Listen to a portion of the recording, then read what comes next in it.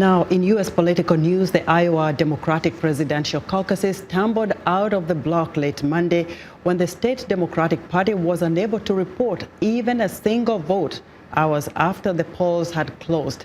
State party officials attributed the embarrassment to an issue in reporting totals from precincts across the state and say they expect to have numbers to report sometime Tuesday. VOA national correspondent Jim Malone has the latest. Among those confident in the Iowa results was a newcomer to the national political stage, former South Bend, Indiana Mayor Pete Buttigieg. We know by the time it's all said and done, Iowa, you have shocked the nation because by all indications, we are going on to New Hampshire victorious. Also expecting a favorable result was Vermont Senator Bernie Sanders, who narrowly lost the Iowa vote to Hillary Clinton 4 years ago. Today marks the beginning of the end for Donald Trump, and all of that hatred, all of that divisiveness is going to end when together we are in the White House. Former Vice President Joe Biden, often seen as the national frontrunner, is already looking ahead to next week's New Hampshire primary. We're going to walk out of here with our share of delegates. We don't know exactly what it is yet, but we feel good about where we are. And look, so it's on to New Hampshire. Another candidate looking for momentum in New Hampshire is Massachusetts Senator Elizabeth Warren. A stronger party and a stronger nation when we unite around our shared values to advance justice and expand opportunity to everyone.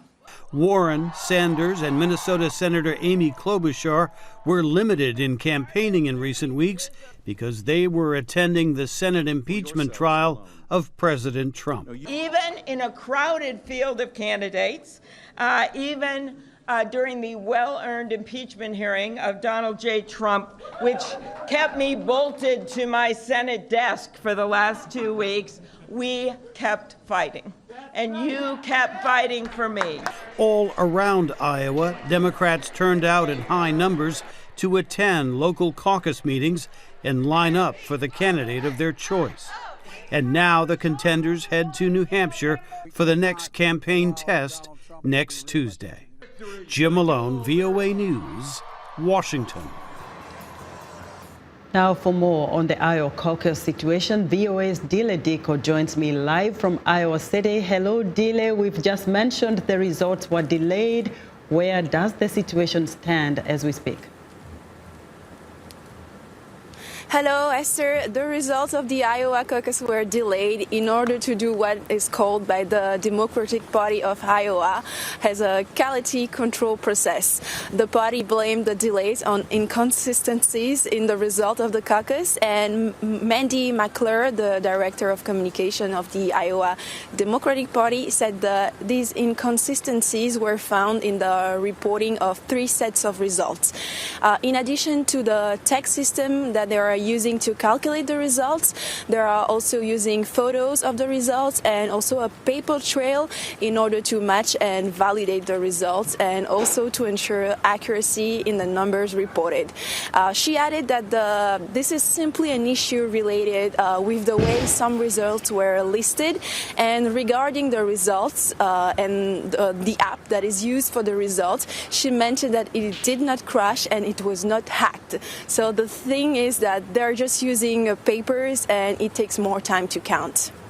So, Dilly, given the results are yet to be announced, how was the voter turnout?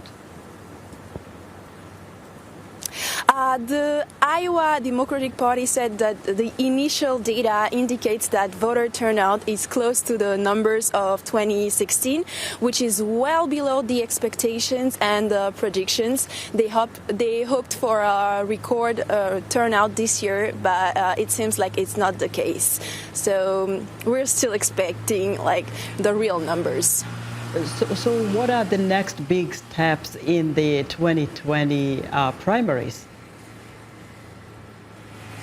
So in the 2020 primary, the next steps are the New Hampshire primary. It's exactly in 1 week, February 11th. So it's a classic primary, not like a caucus, so voters are going to be casting a ballot. And then we have Super Tuesday on March 3rd, the day when most American states will vote. 14 states, including California and Texas, the two most populous states in the country. It is anticipated that more than a third of the American population will vote on Super Tuesday. Right. And finally, the last major step of the primaries will be the Democratic Convention. Thank you so much, Dilly. Dilly Dilko is a reporter for VOA French to Africa, and we'll be right back.